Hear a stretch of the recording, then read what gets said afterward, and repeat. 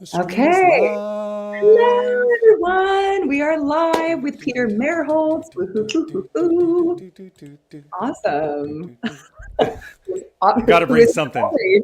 a fantastic design leader, but obviously, I bet a very good dancer. Yes, Very. yes. Hello. Sorry. Hello. Good. I'm I was going to say good morning. Where I am, it's morning. Hi, everybody. I'm in. Do are people streaming in? I can't tell. Um, Yeah. Yeah. They Yeah. If are. people are here, make yourself known. Put your location in the chat. Say hi. Where you calling in from? We always love to see where people are streaming in. We got people that's what I from was going to share. I am yeah. talking to you all from my backyard in Oakland, California. Oh, Backyard. Well, I it's love a that. studio in the backyard In the behind the backyard. house I live in. oh, Yeah. that's nice. That's nice. Love You have that. your own little man cave out there. Very cool. Like something like that. It's more a work cave than a man cave.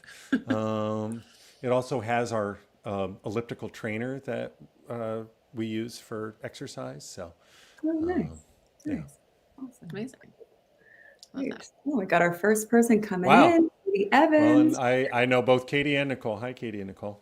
Oh, right on. Great. Yeah, we got some Nicole West Coast Landry. here. Oh, cool. Yeah, you got some neighbors. Yes, Very cool. Are you in Oakland or Berkeley, Peter? specifically Oakland, but just not even half a mile from the border with Berkeley. Okay. Okay. Uh, Nice. We're both Cal Bears, by the way. So go Bears. Oh, Joanne, are you a California girl? Are you a Californian? I am. Yeah. Oh, I don't Yeah. know if I knew I'm that. from Sunnyvale originally. Yeah. Oh, not even Yeah. Cal. I Oh, always forget that. you got the hell out. I did. Yes. After the dot-com boom crashed in 2000, I was like, let's just follow my dream of being a singer in New York. Oh, well, there you go. Move to New York. That's Perfect. achievable. Yeah.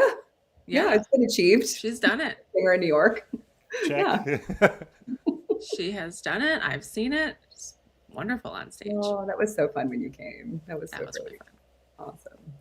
We got Sean Rosenberger in Marin County, another Marin County person. Yeah, All right. we've got a lot of folks from out here in California. I see a few. I see NYC. I see Utah. I feel like when I say that, Uh, I don't know if you all are old enough to remember Romper Room and the magic mirror.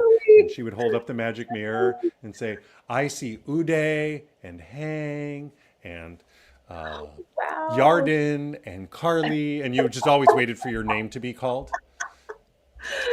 That's amazing. God, I haven't thought about that since then, really. Oh my gosh. I'm showing my age. I'm showing my age. No, well, I get it professionally covered up. So there you Yeah, go. yeah. There's only so much.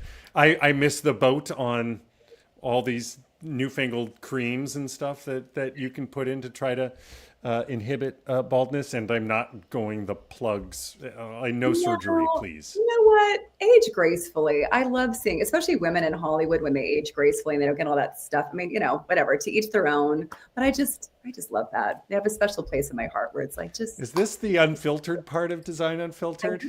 so. Yeah. Yeah, Say whatever you like. it is. It is. We got Bob Halling from Cape Elizabeth, Maine. All right, so going to the other side of the coast. Everyone is very. I guess the timing kind of precludes Europe. We're a little too late for our friends in Europe, That's aren't not we? necessarily true. We've had people from India We've and had people from Pakistan. Australia. Mm-hmm.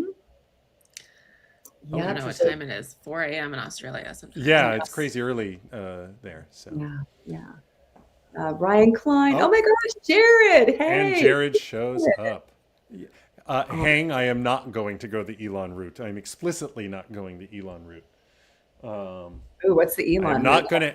Yeah. Well, Elon had got plugs. If you saw that photo of Elon from like 20 years ago where his hair was thinning and he was Oh. pudgy, and then he got plugs, and then he also clearly did some like reconstructive surgery on like jawline and stuff, so he could appear more masculine. Oh, gosh. Oh, Okay. let's not talk about Ask Elon. me a question. Yeah. Well, Carly Yarden. Awesome. I'm so glad you're here, Uday. We've already done the Reading Rainbow thing, but I like to put people Okay. up on the screen too. Holly, we got so many people here. Yeah, Hey, this is a good one. see you. There's Jared. Hi, Jared. How was your flight, Jared? Live from Minneapolis Airport. Here we go. Always on the I move. love it. Nice. Yeah. David from LA. David works at Red Bull, and I think I just saw a package of Red Bull turn up at my house from you. So thank you. Okay. Nice. I Now you have to sing for him in order to get the Red Bull. I think that was probably the record for myself. Sing for but- my supper. Hey, we do that every I- day as recruiters, so don't worry about that. I may have never consumed Red Bull. I cannot recall if I have ever actually consumed. Well, Red thanks Bull. everyone for coming, guys. Peter has to leave now, so we're gonna. Just kidding. Wow. Okay. There you go. Awesome. We got a great group here. I'm so stoked. Thanks everybody for coming. We're going to have a great conversation with Peter. So he probably needs no introduction, but I'm going to introduce him anyways, just so we get that on the books. Peter Merholz. I've known Peter for a long time. I've known you for probably 15, 20 plus years. We've both been in the UX world for a long time. Fun fact about Peter is that he coined the term blog, and it's in the It's OED. true. So you can check it out It's yourself. Wikipedia. That's also true. Yeah. Even on Wikipedia. I do not warrant a Wikipedia entry for myself as a human, but I am mentioned in the Wikipedia entry for the word blog. There you go. There you go. Love that. Just as nice. Just as nice. And Peter also co-founded Adaptive Path back in 2001 with Jesse James Garrett. And I think we all sang Drunken Karaoke at Interaction 19. Oh, there you go. Yep. There's Jesse. There's the stuff. Was that the org Design for Design Orgs book? Well, so I've got these two books. This is the Adaptive Path book that we wrote called Subject to Change. This was from 2008. And then Org Design for Design Orgs is the book I co-wrote with Kristen Skinner that was published almost 10 years ago. Nice. Nice. A little Rosenfeld media going on there. No, that was O'Reilly. I mean, I have some Rosenfeld Media books, but we published with O'Reilly. I just figured with the animals on them, it might have been Lou. Cool. Oh, no. So you wrote Org Design for Design Orgs, which is a premier book on building in-house design teams. And you also co-host a podcast with Jesse called Finding Our Way, which explores design leadership, which we'll definitely dig into today with you. Let's see, you also have a newsletter called the Merholz Agenda. And you are going to be teaching a masterclass called Design Leadership Demystified, which we definitely want to ask you about as well too. So since then you've just been a freaking amazing leader. You've been at JP Morgan Chase, Content, Square, the New York Times, Roblox, Target, a design ops leader as well as a design leader. I feel like you were kind of one of the early movers with design ops too. Well, yeah, with the book, it's one of those things coming out of an agency background, right? So even before Adaptive Path, I worked in design firms, and at Adaptive Path was obviously a design firm. And design firms always had design ops. We called them project managers or program managers, but you would now call them design ops. And so when Kristen and I were writing the book, Kristen's background is as a program manager. And so we talked about design operations in the book, in which we wrote in 2015, published in 2016. But the neologism design ops didn't exist yet. So that's not in the book. The phrase design operations is in the book. But it was 2016, I think, was the first Design Ops Summit. It was 2016 or 17. And that was when that word took off. But for a while, it's no longer the case. For a while, my book was considered the Bible of design operations, as coined by Meredith Black, the head of the Design Ops Assembly. I think that title would now go to a book called The Design Conductors by Rachel Posman and John Calhoun, two design ops leaders at Salesforce. Awesome. Great. We're excited to pick your brain today. And then Jared Treadley, Erica Fortgang, and me, we are all UX/design recruiters based in New York. So we do Design Unfiltered every other Wednesday at 1 p.m. So you can follow us here on LinkedIn, as well as there'll be a live stream of this after it's done too. So we put everything up live afterwards. So I thought we could dig in to, in terms of what this masterclass is that you're teaching, this design leadership demystified. Sure. Tell us how did that come about? Like, what was the kind of brainchild behind it? It's funny that you asked that because I was literally before getting on this call, I was recording kind of my little mission statement when it came to that class. So I'm actually gonna read something I recently wrote. I didn't know I would have something prepared, but it works. Why do I teach design leadership? I'm naive enough to still believe in the potential of UX design to make businesses more human. Designers and design leaders are very good at imagining improved futures, but then they get in their own way when trying to see those futures happen. Other functions, marketing, sales, engineering, benefit from more formal leadership training and mentorship practices, whereas design leaders are making it up as they go along. And I've been fortunate, whether my own experience as a design executive, the work I've done with a bunch of design leaders, or just observations and conversations I've had with folks, that I think I have a handle on what distinguishes successful design leaders from those that are struggling. And so that's thus why the course. The course is my effort at creating a place to start, a foundation for design leaders that they can use to start from on their leadership journey to better understand the real work of leadership. Too often, design leadership is thought of primarily as creative leadership, which, while important, is frankly never more than half the job, and often less, because you got people leadership, business leadership. There's all these other aspects that design leaders are often not aware of or familiar with, and that's what I try to introduce them to through my class. Nice.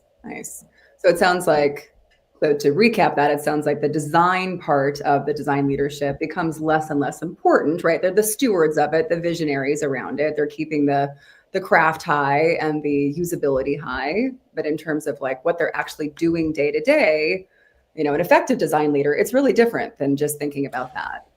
Yeah, well, and I believe that design, so I one of the theses of the workshop of the class is that is to look at design as a function of the firm. So you got marketing as a function, sales as a function, product as a function, engineering as a function, design as a function. And when you think of it as a function instead of just like an activity or a process, when you think of design as a function, you've got the things that design does and the value it delivers. And when you think about design that way, it ends up showing up differently than all these other functions. So that's another reason to focus on design leadership, is that I think it's interestingly and meaningfully different. For example, design doesn't deliver value directly. Design's value is delivered through its collaboration with product, with engineering, with marketing. So it's facilitative, it's a multiplier. Whereas other functions, marketing delivers value directly. It acquires customers or leads. Sales delivers value directly. It turns those leads into paying customers. Engineering delivers some value directly through like its ability to like build the stuff and put it out there, get it out into the world, that kind of stuff. Design doesn't have that. And so that makes it hard for businesses to understand what to make of design when it's best, because when it shows up best, it's helping others be better as opposed to doing something all on its own. And that's tricky for design leaders to navigate, because their leadership is looking at them saying, what have you done for me lately? And what the design leader is saying, well, what I've done lately is I've helped our product is better because of work that my team did on it, or our marketing is better because of work my team did on it, but we didn't really do much just on our own. Interesting distinction, right? I'm just thinking like maybe a growth designer could say like, hey, like we got so X number of people to like sign up through our flow, but that's a very specific facet of design. It's very specific. And yeah, I mean, there's still likely a growth product person, a growth marketer, growth other folks around, and that's, we could talk about, if we want to go unfiltered, we could talk about growth design. Yes. I've still 25 years into me having first heard the phrase growth design, I still don't really understand how growth design is interestingly different from any other form of design. I know what growth design is, but when I was introduced to it, I'm like, that's just design. It's making sense of the situation you're in and trying to deliver the value that, to deliver on the requirements. We got to that you've been we got to put given. names on things. So we got to label everything. We got to break it down and make specializations. That's what they want from us. Well, and they also want. I mean, growth design is somewhat more mechanical, right? And it, it's a very transactionally minded mode of design. It tends to be more production oriented design. It's not particularly strategic, though it can be, right? Because good growth design should be understanding the thing that is being offered and figuring out how to better communicate that at the right points so that folks are going to engage. But too often growth design is how do we fiddle with our funnels to get people to click the CTA, which isn't a particularly strategic endeavor. Right. Yeah. Your sort of your definition, your thesis of the design leadership side of things.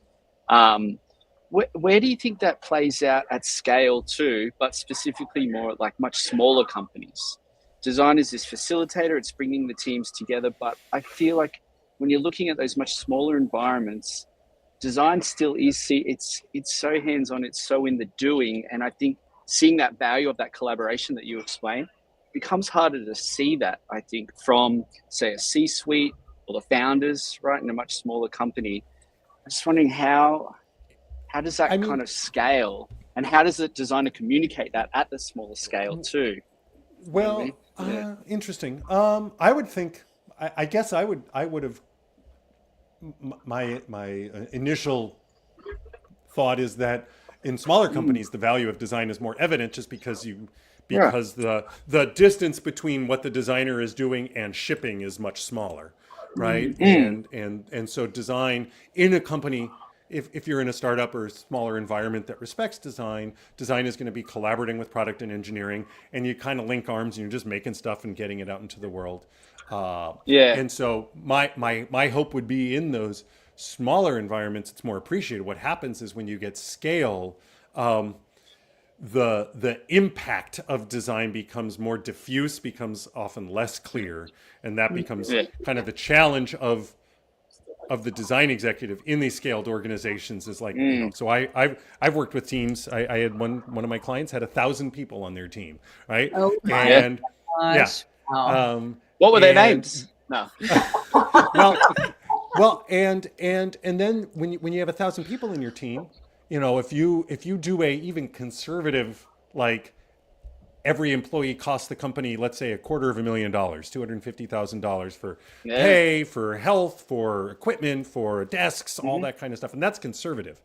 That's 250, someone do the math. Is that $250 million that we're spending on design? That's a lot of fucking money. Yeah. And like, what are we getting for spending all that money on design, right? Like that becomes this challenge that leaders at scale face. Whereas when you're in a smaller, more startup environment, it's more evident. It's also, though, in a smaller startup environment, it's probably going to be much more influenced by the company leadership, right? So I was at Config last week, and the CEO of Linear is talking. Well, that dude has a design background, and so he doesn't need to convince. Not only does he not need convincing about design, he has to continually convince everybody in his own company about how design matters, right?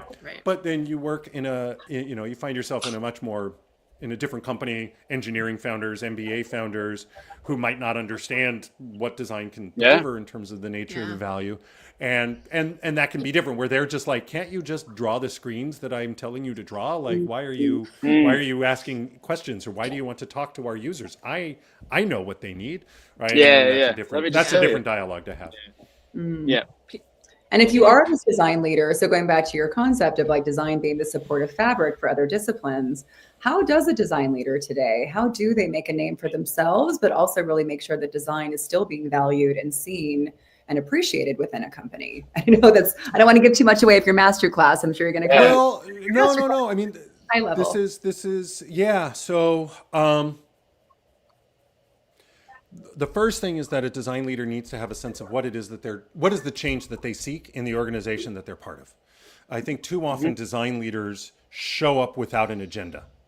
Which puts them into this very reactive, very responsive mode, where they're just executing on what's coming their way, as opposed to having pulled back, done some reflection, and then thought about, oh, this is the change that I seek. So in the class, I talk about this a little bit. Karen Hansen was the chief design officer at Chase Bank, and she had a vision. She wanted all of consumer banking to feel like one freaking experience. She shared this on our podcast. That's an agenda. That's a vision. That's a sense of direction. A lot of design leaders don't even have that. They're just like, I'm here to lead design and to help design better. But no, you need to have a sense of like, what's interestingly different because of your involvement. So that's one thing to help kind of clarify how design shows up. And then the other thing, kind of to respond to what you're saying, Joanne, that I think is that I've been thinking a lot of, and it was part of my class, but I've only in the last few months made it explicitly part of the class, is this concept of relational power. So there's this idea that there are basically three types of power at play within companies and organizations. Positional power, so based on where you are in a hierarchy, what you get to make happen. Expertise power, so special knowledge that you have, that people will listen to you because you are clearly an expert in a space, and so that expertise gives you power to kind of influence decision making. And then relational power, your ability to engage with people and bring them along with you as you're trying to advance your agenda. And I think people, in the research I've done and what I've seen as well, people way overestimate positional and expertise power, and way underestimate relational power as a force. And so the opportunity for design leaders, especially because we rarely have explicit authority. Maybe we have authority over our own team, but we're rarely running things in the company. So we have to lean into our relational power anyway. And so how do you build relationships, which is a lot around building trust with your team, trust with your peers, trust with your leadership. What are the mechanisms by which you build that trust such that people start listening to you, people are more persuaded by you, and then you can advance that agenda I was talking about. You can start moving things towards that agenda because you have built the trust with the people around you, and then they will, in trusting you, be more and more willing to go along with your agenda. Too often what happens with design leaders is they show up. Now, there are some design leaders who show up with a change at heart. They're like, everything's broken and I know exactly how to fix it. And we should have it ready in 6 months. And then they start going, and then they get all these barriers and obstacles to trying to make that change because they haven't earned the trust. It's like, you just got here and you think you understand how to run this company better than people who've been here for 15 years? Like, slow down, sir. Yeah. That role too at the same time, right? It's like that management relational skill. I saw this at Kaiser Permanente. There was one design leader they brought in who'd had success at a prior company. And so he thought that when he was brought in, he was just going to go carte blanche and make positive change and innovation. And he was stymied at every step because he'd only been there 6 months. And the people who were his superiors, who'd been at the company 20 years, are like, this isn't what we're asking you to do. What are you doing? It was this very weird tension. And what I realized in observing that was that he just hadn't done the work to earn trust, to demonstrate that his goals and their goals were aligned. And so it felt like his goals were at odds with their goals. It was like this weird competition. And because he was new, he wasn't going to win that. And he ended up kind of getting managed out within a year or so because he never did the groundwork to bring people along. He thought his expertise power, I've done it before, I clearly know how to make this go, you should just listen to me. He thought that would win out. and it doesn't work like that. Yeah, a bit of a diplomatic bull in a china shop, undiplomatic bull, right? Undiplomatic, exactly. He did not understand. I talk a lot about politics, and he was just terrible at playing politics. And to his own admission, he's like, I don't want to do it. And I'm like, well, then you're not going to succeed. Yeah, Like right. you Right. can't win. Right. What's some low-hanging fruit of people that want to build trust in their organizations? Like maybe they are that new person who's coming in, or there's a new team that's around them. What are some things that they can do that build trust with other teams, but maybe it's not at their own expense, or maybe it is at their own expense, but what's some easy ways that people could do that? I mean, listen. Uh-huh. Underrated. Actually, spend some time. I think too often design leaders underestimate or underinvest in just the act of relationship building. Greg Petroff was a guest on our podcast, but I saw him interviewed. I forget in what context. It might have been a Rosenfeld media session. And one of the things he's a big fan of 3 in a box, cross-functional teams working together, product design, engineering, linking arms, getting work done. And one of the things he talked about in that talk, this interview that he gave, was just like, when it comes to the people, say, in other functions, especially like your peer functions, take them out to lunch, get to know them as people, like spend time, invest time and effort into getting to better understand the people around you as humans in the world, and not just as fellow workers within which you have a transactional relationship of I do X and you do Y, and you build trust through connection. You build trust through. I use this thing called the trust equation. If you do a Google search for the trust equation, you'll land on Trusted Advisor, and I find it a helpful framework for thinking about trust. And there's 3 factors to build trust. Credibility, you know what you're talking about. Oh, look at that. Sorry. Reliability, we'll see what other reaction pops up. Credibility, you know what you're talking about. Reliability, you deliver as expected, you show up. And then, I won't. Intimacy, intimacy. You make connections. You demonstrate one-on-one kind of care with people, and the thing that generally in work is underappreciated is that of those 3, credibility, reliability, and intimacy, we spend most of our time focusing on credibility and reliability, like the clear proof points of the value we're delivering. Yeah. Trust is mostly built through intimacy. And we underinvest in that. Yeah. And so take the time to get to know the people that you're working with as people, and that will take you far. Yeah, I love that. I want to highlight what Yarden also added. She says, need to start with that listening tour to make sure that folks feel heard and also know how to implement change successfully there and not just anywhere. Yes, totally.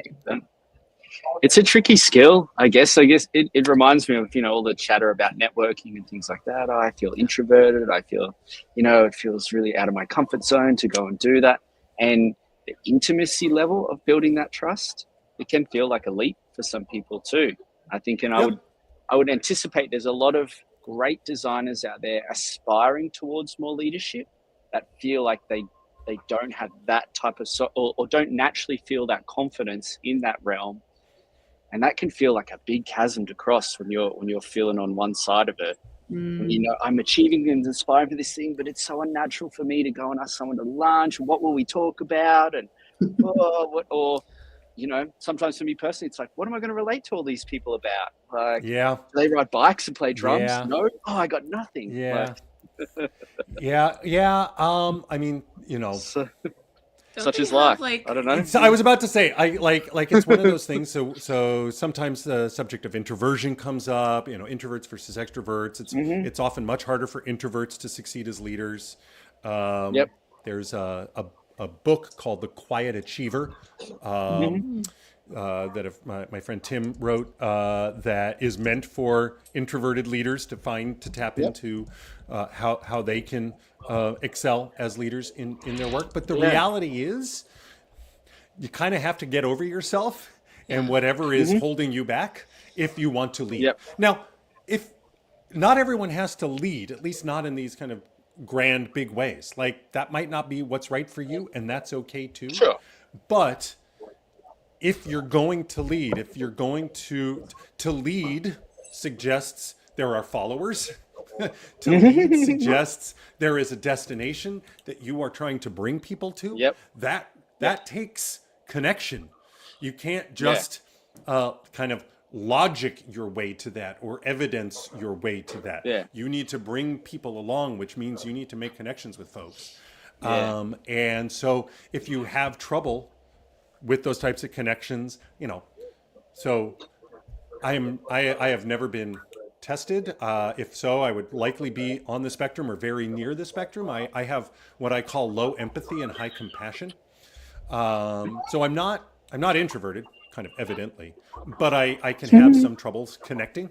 And so I've had to learn and adopt practices. I don't know if I'd call it masking. I'm not to that extent, but sometimes like that's what it takes in order to perform and succeed in a world that has a set of expectations. Whether or not it's fair or right or just is not the issue.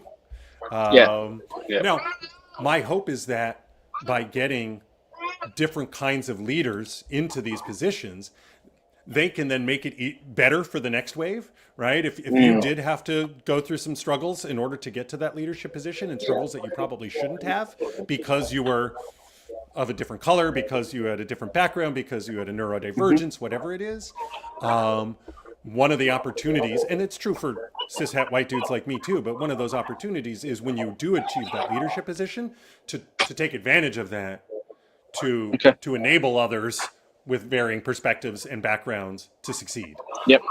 But we're not there yet. We're not in kumbaya, link in arms, everything's great. And so so you do have to figure out how you're going to show up in order to for me, it's all about impact, right? What is the impact you seek that's aligned with agenda, right? What is the impact you seek? What will it take for you to get to that impact? And it might mean that you have to do things that are uncomfortable. Yeah. Yep. Yeah. And there's just part of the journey. Growth in discomfort too, right? It's like I remember our first Design Unfiltered live. I was the MC, like I was the panel moderator. And it's like, okay, I go on stage to sing, but I'd never been on stage professionally before, you know? So it's like all these people that I work with, clients I've had for years, candidates I've repped for a long time, they're all going to see me on stage. And I'm like, oh my God, like if I fuck this up, like I'm ruined. I'll never be able to work in this town again. And it wasn't until like the day before where I'm just like, you know what, let me just get out of my own way and realize that it's not about me. And it's about having these panels, like this amazing panel of people be heard and spread their knowledge, and also just to create connection with everybody else that was there. And once I had it be not about me and my own ego, but really about like, what is this whole event about? And what do we want people to, how do we want people to feel? What do we want people to walk away with? I think that just totally got rid of the anxiety for me. And it was a great event. It was super fun. Yeah, it was a great event. You did great. Yeah, you did great. That's one of those things I learned as a consultant. There's certain things that as a design consultant, there's certain things you develop and you practice that are actually super useful when you go in-house. And it's kind of unfortunate that a lot of in-house design orgs don't want to hire people with consulting backgrounds, because those folks with consulting backgrounds can often bring some interesting, particularly around communication, some valuable ways of working. But one of them is this focus on impact, right? Because at least the way we did it at Adaptive Path, we were always so focused on, if we're successful, what is the impact we are going to achieve? That I have just kind of adopted that as a strategy in my life. Like, what is the impact I'm trying to achieve? And to your point, Joanna, yeah, it removes you and your ego from the equation, and it's just about what success looks like. And then you can figure out, how do I show up in order to help make that success happen? But it's not about me. I want to respond to something. Holly W, maybe you want to click up her question there. Thoughts or ideas on ways to level up one's product design communication skills, pitching your work projects, and persuading others. For me, the key here, and this gets at intimacy, this gets at communication, is you need to learn what the phrase I use in when I teach is learn their language. So too often designers, design leaders show up as design leaders and talk design talk and talk product design and talk wireframes and talk process and talk the number of people we talk to and our findings and our insights and all that kind of stuff. And an analogy I sometimes use is that the language of design within a larger business context is a bit like in Europe or in the world, the language that is Dutch. Yes, some people speak Dutch. They're fluent in Dutch, and with one another they can talk Dutch all day long. But if those Dutch folks try to communicate with anyone else, they don't get anywhere. And so the Dutch, because they're a small country that wanted to succeed, they're all multilingual. And so designers, if they want to succeed, need to become multilingual, and in particular need to be able to, this is a cliche now, but speak the language of business, right? And so be able to frame literally everything that you're doing when you're talking to others, not in your words, but in whatever that common language is. And it might not be strictly a business language, it might be a more technical language, it might be a product language, your cultures might vary. But there will be some common frame that people are operating in, and the design leader needs to connect with that frame, position what they're doing in that frame. This touches on something I talk about in the workshop, this concept of motivations. It's actually not my, I don't know if I have the book at hand. There's a book called Farther, Faster, and Far Less Drama by Jason Frazier and Janice Frazier. So Janice was one of my co-founders at Adaptive Path. They recently wrote this book, Farther, Faster, Far Less Drama. It's a really good basic management text. In it, they have a sidebar from Hannah Jones, who had been the chief sustainability officer at Nike. And I love what she wrote. I integrated it into my class because she talks about how motivation is at the root of behavior. And so your job as that design leader, trying to figure out how to connect with the people around you, is to understand their motivations. Why are they doing what they're doing? What are the things that they're trying to get out of it? So in her sidebar, she talks about how the CEO wanted to be seen as an innovator. And the CFO, though, wants to understand the financial impact. And, these different people have their own agendas, their own motivations. And it's incumbent upon you to frame the work you're doing in a way that connects with them where they are, particularly if they're in those positions of authority, they have power, they have resources, whatever it is you need in order to advance your agenda. You need to meet them where they're at instead of hoping that they will care about your point of view.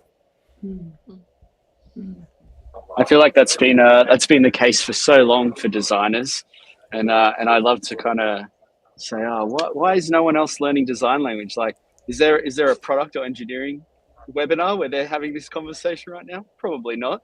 No, no. But they usually don't need to. And at the point at which design wins, then sure, they'll have to learn our language. And that might be true in some companies. I don't know enough about day-to-day at Apple or Airbnb, but I assume that to succeed as a product manager or an engineer in those companies, you need to have a facility with talking about design and craft and the details and all that kind of stuff, right? And so perhaps in some environments that is the case, but by and large, no. It is up to us to show that we are interested in what they're doing, than for them to, again, it's like, I know people who have moved to the Netherlands who don't speak Dutch, right? Like, and you can get by. Like, so why would a business leader learn all the details of design when they've got 1,000 other things that they're trying to attend to? Of course. Like, they we're all making decisions about how we spend our time, what we put our effort in. You need to do that for yourself to figure out, again, what are those things that will allow you to realize your impact. Yeah, I love So, that. Peter, I have a question about that then. So, Sure. for smaller startups where they have founders who they know they need design, they don't exactly understand what it does, or, they have the engineering background, they went to school, they have business.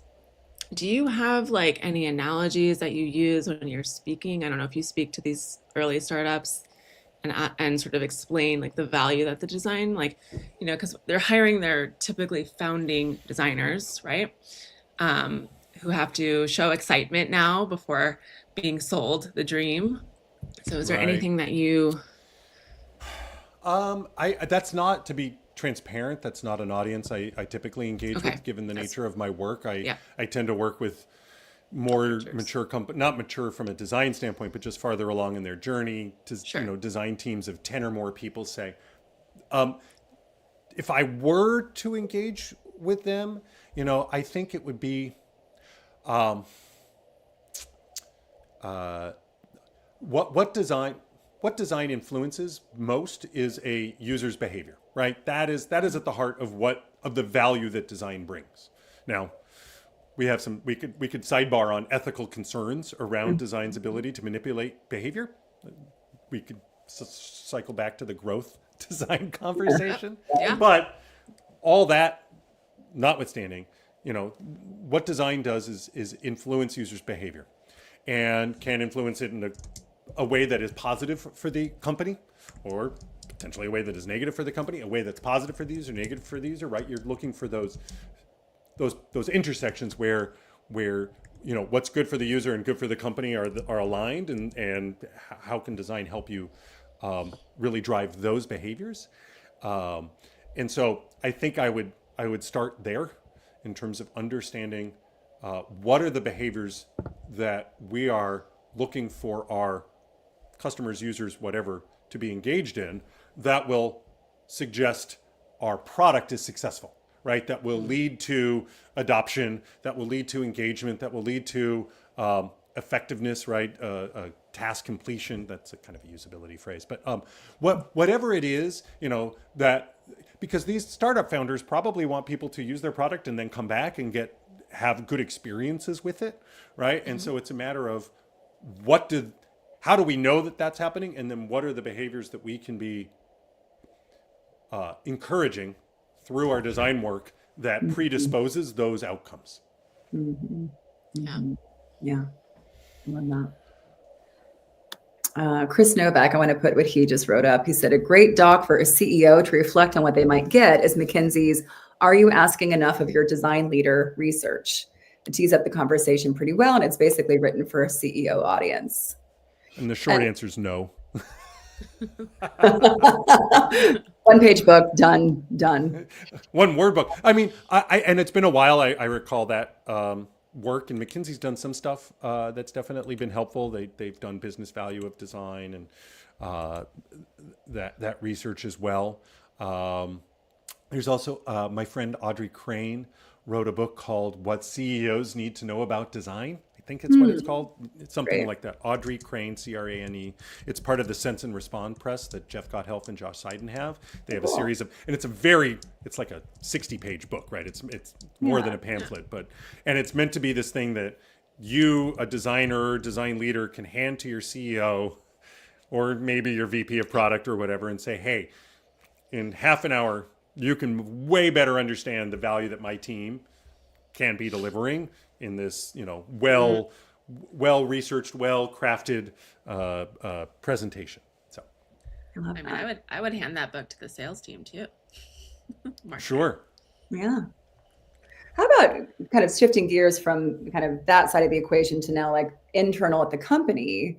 So I understand that a lot of what your work has been is, coaching these, Fortune 500 companies on how to hire for design, how to set up good like interview processes and things like that. Like basically how to kind of understand design and how to hire for it.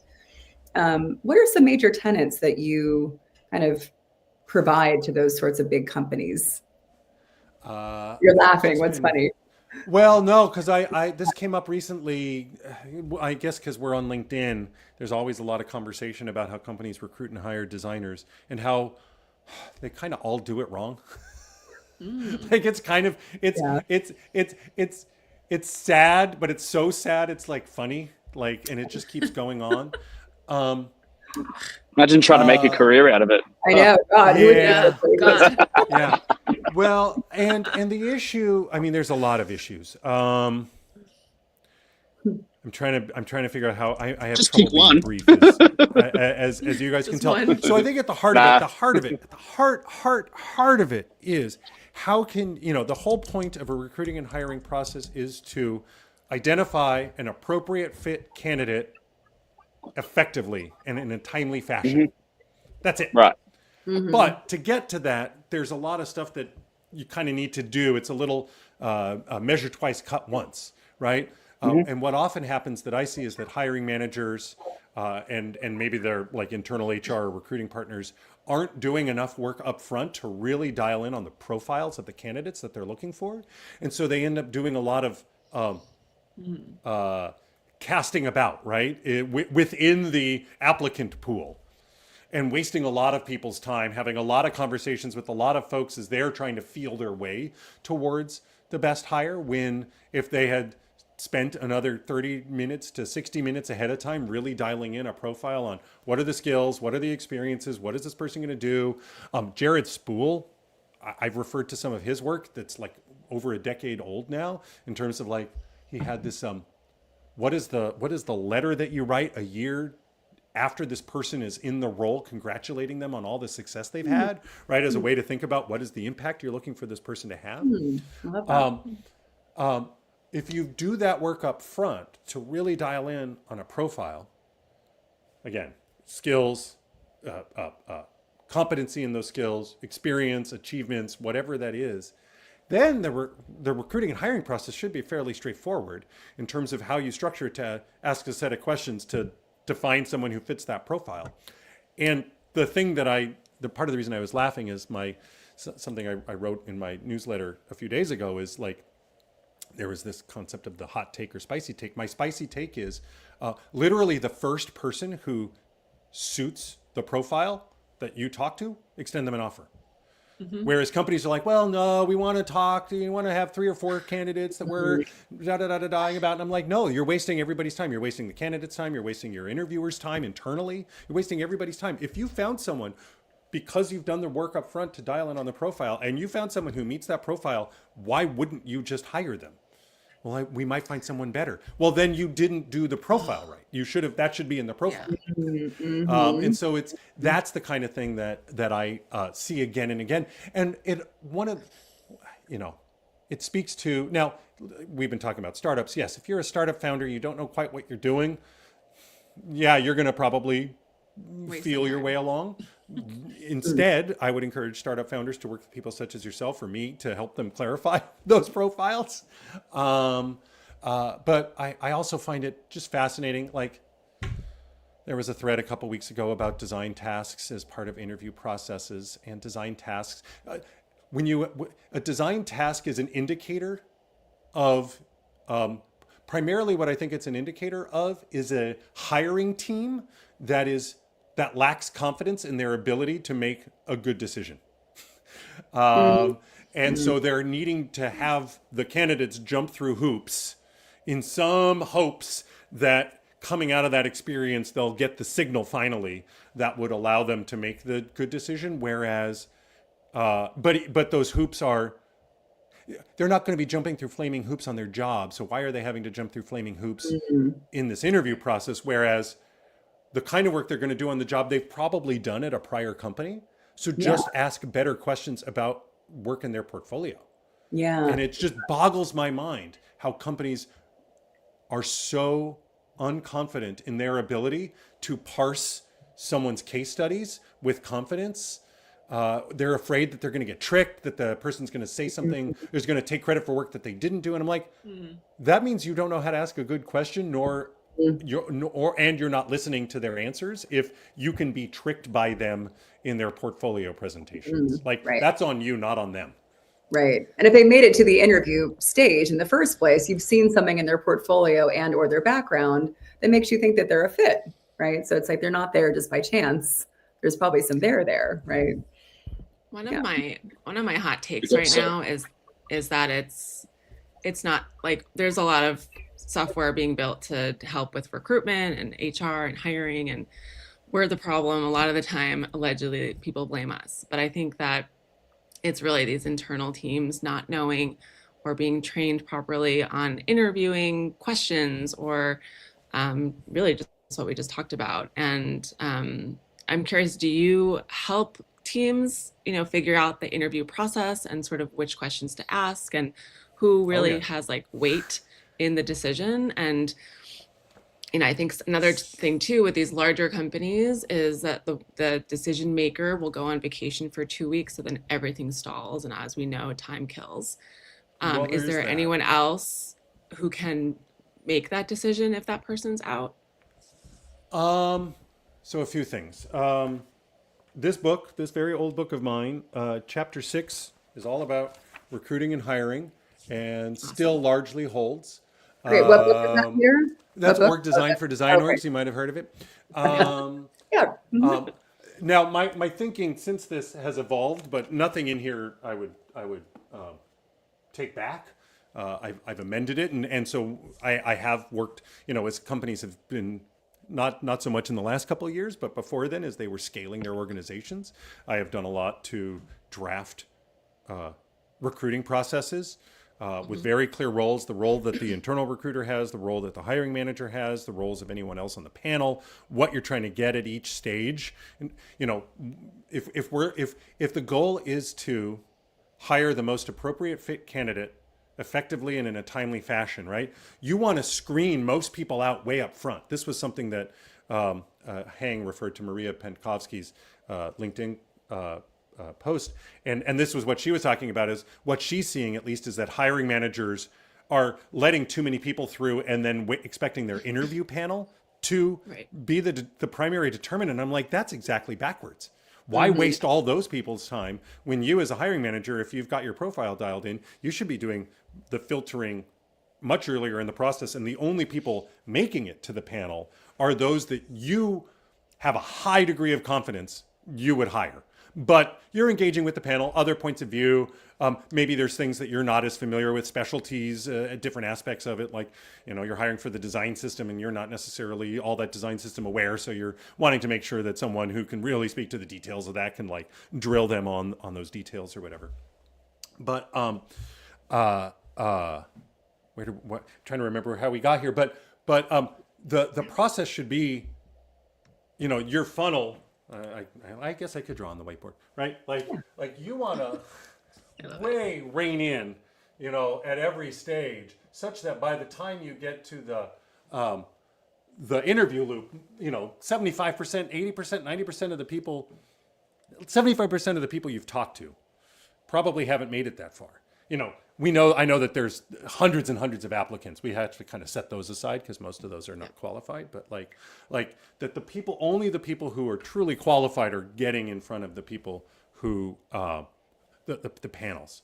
So that's a prevailing. But what that means is this measure twice, cut once. Like, you need to do the work up front that you are confident in your ability to filter those candidates. While we're on this subject, just for whatever it's worth, and maybe you guys have a different point of view, I never want my internal recruiters screening.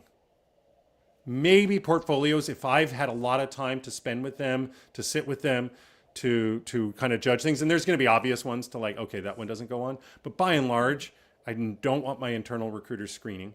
I want my internal recruiters to be the candidate advocate, to be their helpmate through the process. I've seen companies do that. I've been on the candidate side of that, and it's an amazing aspect of a candidate experience when you have someone that you as a candidate can always turn to, who isn't the hiring manager, who isn't the real decision maker, but who can kind of like give you a little bit of back channeling or just like keep you aware of what's going on in the process, and you're not bugging them. Like, they're like, no, feel free. Like, any questions, ask me. The hiring manager, right, is going to be your boss probably, right? So that's a different relationship. They should be very, open, friendly, whatever, but they're the go, no go. And kind of to the point you were making, Erica, I tend to prefer locating the hiring decision in the individual who is in an individual who is responsible for bringing that person on. And so if that hirer is disappearing for a couple weeks, then yeah, things are going to slow down. That's unfortunate. Hopefully you knew that going into this. And so you got out in front of that 2-week break or whatever. Something else though, that I am shocked. Now, again, we're not hiring at scale as much anymore, but when I would work with organizations hiring at scale, they wouldn't plan their calendars as if they were doing this. So, you'd go through some screening, you'd find a candidate, and only then would you then try to schedule the panelists, all of whom are busy with their jobs and none of whom are available for the next 2 or 3 weeks. And I'm like, but if we know we're hiring at scale, why don't we block everybody's time Tuesdays and Thursdays from 9 to 3 or whatever, and their job, we will have candidates for them to talk to. We might not know exactly who they are, but we're going to get out in front of their schedules, block their time, so that we're not having to wait for the calendar Tetris to align. We don't start that process only once we've identified a qualified candidate. We're assuming we will find qualified candidates. And so we're just blanking out people's calendars well in advance. It's like one of those things that just seems obvious to me. Like, why is no one doing this? Yeah. Totally. Yeah. Well, going back to what you said before about how if you have the right requirements early, that makes the whole hiring process much easier. I think what's so tough about design hiring is that the portfolios can be such a wild card, and it's so subjective, right? Like I have actually, I'll think that I'll know what the client wants, but sometimes if I'm on the fence about someone, I'm just like, oh, I'm not sure if the book is right. And I'll send that person in. Sometimes that person is like absolutely the right fit. So I've actually gotten out of my own way a lot of the time. Just be like, hey, it's not totally up to me. Like, yes, I am kind of the gatekeeper, the screener first, but you never know how that's going to land. So even though there might be something written out on paper that says we need these skills and this kind of design, I think what's tough about that is that there is so much opinion that comes into does this book look good? Does it feel good? Does it have, the type of design language that I want? So I personally find that to be, I'm with you, Peter. I'm with you. I know. It's one of those things that again, depending on the role, right? A designer's aesthetic sense is important. A designer's ability to deliver on what I will glibly refer to as craft is important. But unless if you're hiring for a particular kind of visual design role where the nature of their kind of, their visual style matters. I do find that people can get caught up on, so I think of, I was actually just looking at it, right? So Jesse James Garrett, Elements of User Experience, in the 5 planes. People get so focused on that surface plane and lose sight that there's so much more in design than how does it look at the top.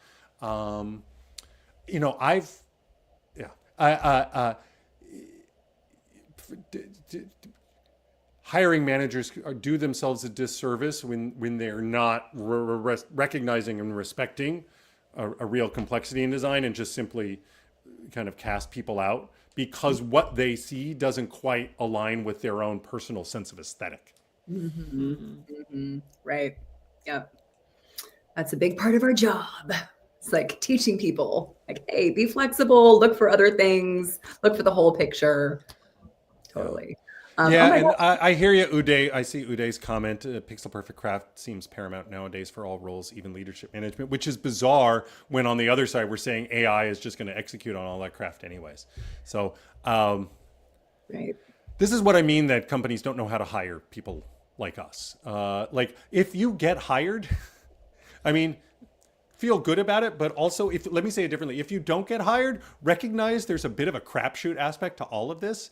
And it's probably not about you as much as a set of circumstances that were just beyond your control in those determinations. Yeah. Word. I can't believe that we're at time. This conversation just flew.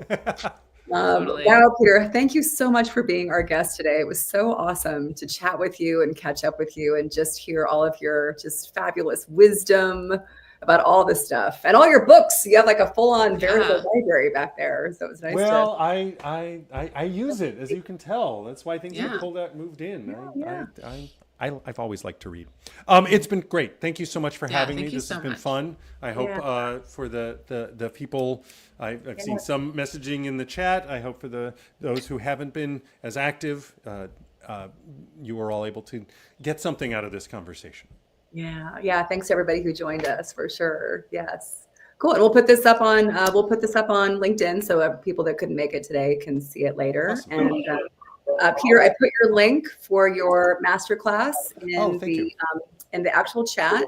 But we'll post that. We'll post the replay with your link as well, so people can sign up Awesome. for Peter's masterclass on design leadership. Awesome. Sounds good. Cool. Right on. Yeah. Well, thank you so Thank much, Joanne, Erica, Jared, and anybody in the LinkedIn ecosystem who wants to follow up. Don't hesitate to send me a message. I'm happily receiving LinkedIn mails. Oh, Right on. awesome. And demystifying as you go. Yes. That's right. Exactly. All right. Thanks, Bye. everyone. Okay. Take care. Bye. Bye.